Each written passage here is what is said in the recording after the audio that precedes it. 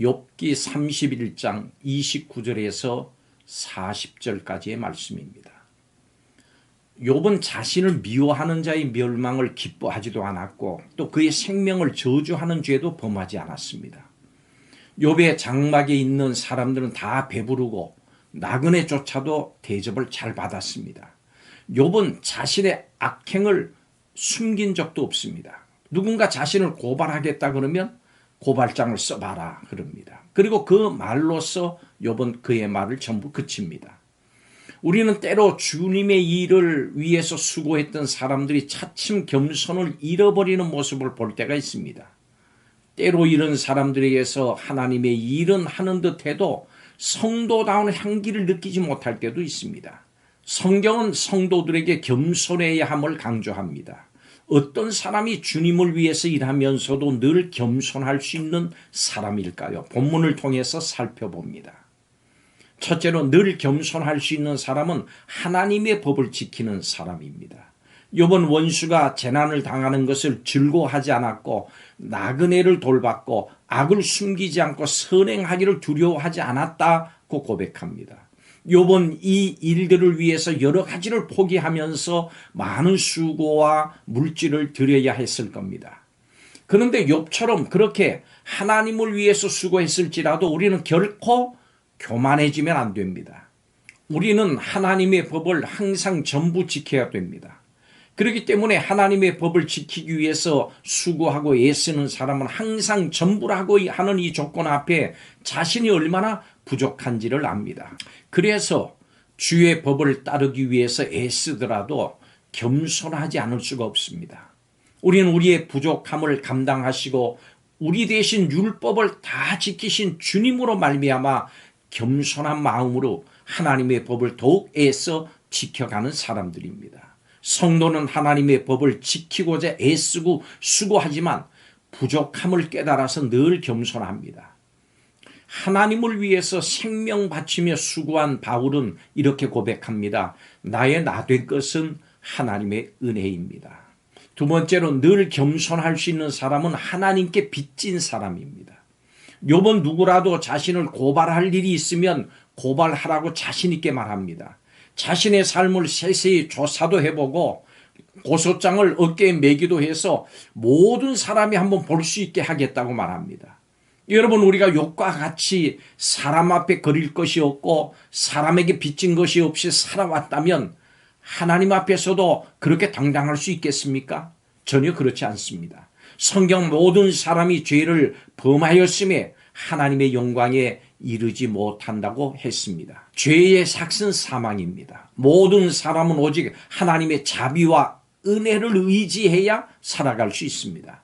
만약 하나님께서 불꽃 같은 눈으로 살피신 우리의 죄와 허물의 심판을 내리시면 우리는 누구도 결코 살아남을 수 없습니다.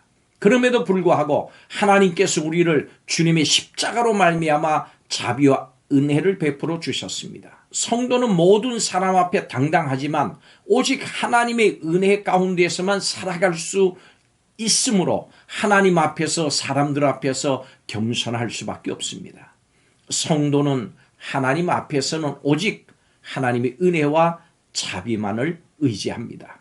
마지막으로 늘 겸손할 수 있는 사람은 하나님의 원칙을 인정하는 사람입니다. 욥은 만일 자신에게서 다른 사람으로부터 부당한 이익을 얻었거나 갈취한 재산이 있다면 자신의 모든 곡식이 가시나무와 먹을 수 없는 독보리, 잡초나 엉겅퀴가 될 것이라고 저주합니다.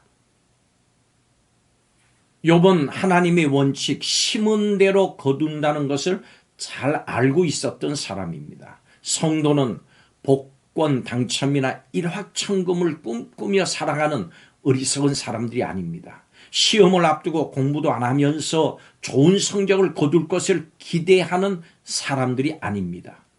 그렇다면 우리는 심은 대로 거둔다는 이 원칙에 따라서 어떻게 살아야 될까요?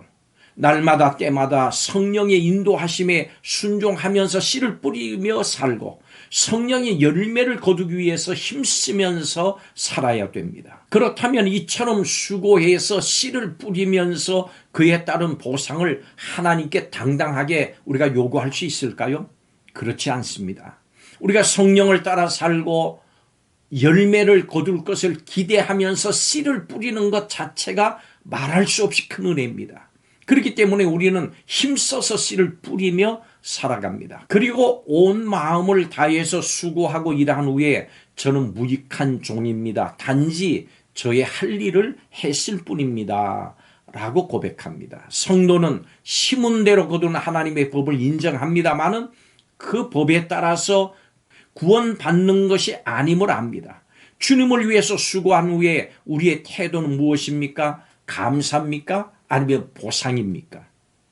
항상 겸손함을 잃지 말고 주의 법에 순종하며 모든 사람에게 당당하고 하나님의 원칙을 인정하면서 열매 거두기를 힘쓰면서 살아가십시오. 생활 속에 늘 주님의 은혜를 기억하는 겸손하고도 성도의 향기를 바라는 삶이 되시기를 주님의 이름으로 축원합니다. 기도드리겠습니다. 어떤 상황 속에서라도 겸손함을 잃지 않는 성도들이 되게 하여 주옵소서. 늘 하나님의 법을 지키고 하나님께 빚진 자임을 고백하게 하시고 하나님의 원칙을 인정하는 성도가 되게 하여 주옵소서. 모든 것이 하나님의 은혜임을 알게 하소서. 겸손함을 잃지 않는 삶이 되기를 원하며 예수님의 이름으로 기도하옵나이다. 아멘.